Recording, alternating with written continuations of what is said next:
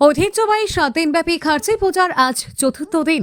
সকাল থেকেই পুরাতন হাভেলির 14 দেবতা মন্দির ও মেলা প্রাঙ্গণে ভক্ত দর্শনার্থীদের উপচে পড়া ভিড় লক্ষ্য করা যায়।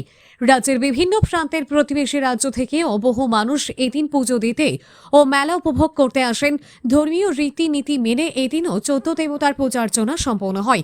মন্দির প্রাঙ্গণে লাইন ধরে পুণ্যার্থীরা পুজো দিতে দেখা যায়। নিরাপত্তা ব্যবস্থা ও দর্শনার্থীদের সুবিধার্থে প্রশাসনের পক্ষ থেকেও প্রয়োজনীয় ব্যবস্থা গ্রহণ করা হয়েছে। এদিন রাজ্যসভার সাংসদ রাজীব ভট্টাচার্য সপরিবারে 14 দেবতা মন্দিরে গিয়ে পুজো দেন।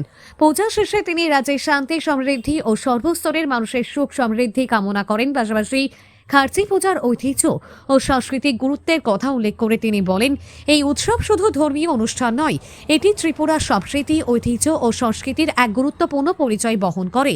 এই দিন সাংসদের সঙ্গে ছিলেন পশ্চিম ত্রিপুরা জেলার ভারপ্রাপ্ত জেলা সভাধিপতি বিশ্বজিৎ শীল সহ অন্যান্যরা। আপনারা সবাই অবগত আছেন যে আমাদের 14 দেবতা মন্দির খয়েরপুরে অবস্থিত।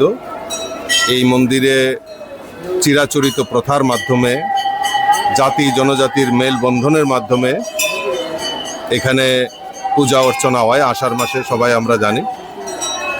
কিন্তু এই মেলাকে সামনে রেখে এখানে জাতি জনজাতির সকল অংশের মানুষের যে পুণ্যার্থীদের যে সমাগম হয়, এটা একটা বড় ঐতিহ্যবাহী আমাদের এই রাজ্যের জন্য এবং গর্বের জন্য।